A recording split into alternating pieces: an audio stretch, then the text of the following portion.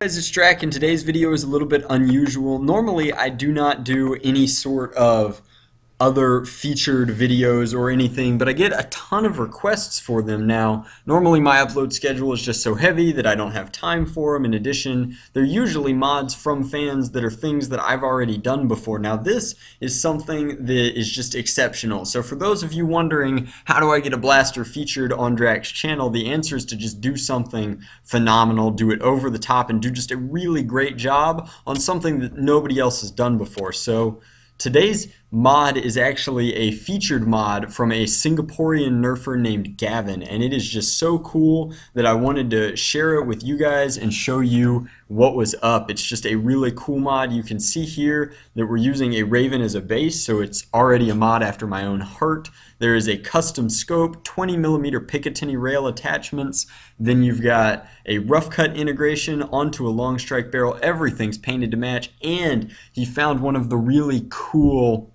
worker style 15 round clips, used the clear kind so you can see the darts in here, and then painted the outside so that some of the orange shows through. That's just really neat. So this is a Vanguard rifle from Destiny. It's a pulse rifle, and I really like how he got to keep this orange tip here and incorporate a lot of the orange from like the rubber bumpers down here and some of the trigger mechs and then all of this sort of stuff, because the Vanguard theme in the game kind of has an orange trim to it. So I really like all of that. I love the use of a 3D printer here. You can see that there are multiple places where 3D printed parts have been used. Not only are these rails all 3D printed, but a lot of the plates, like this is a custom plate here that's been 3D printed, which is really sweet. And then you've got this cover here for a voltmeter, which sticks out a little bit more than I like, but with this cover it looks really organic, and I think that that's super duper cool. A lot of people would think that that's an ammo counter. And then this Armories plate down here has the faintest lines of 3D printing, so it's also a piece that's just custom, and the sheer amount of custom work that's gone into this, like here's a battery sticker, here's the rough cut, and the weathering here on the paint job is just really neat. I'm going to go back to this overlay, and you can see that it's been painted with like a white kind of cream base with all of this orange and black detailing, and then just a ton of weathering done with black, which just looks really sleek, really pulls all of the different pieces together and makes it just a cool blaster. You can see here in the back that the rough cut has been left open. Sorry, I'm getting a little ADD with my pictures here. The back of the rough cut is open, which is interesting. I would have probably sealed that up, but it does give you a great look at this piece, which is another 3D printed part. All this does is sandwich in and friction fit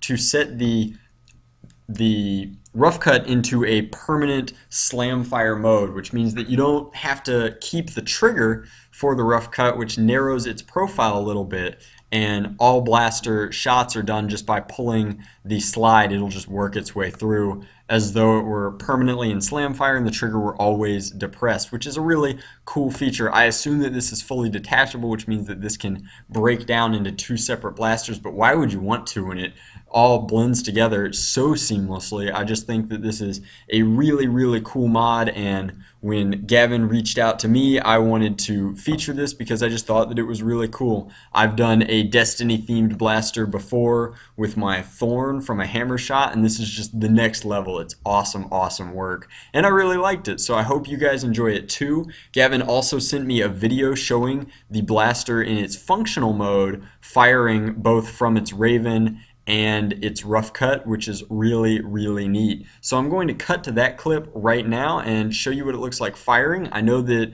the voltmeter is fully functional and it's running on some aftermarket motors that I'm not personally familiar with, but they look to get the job done.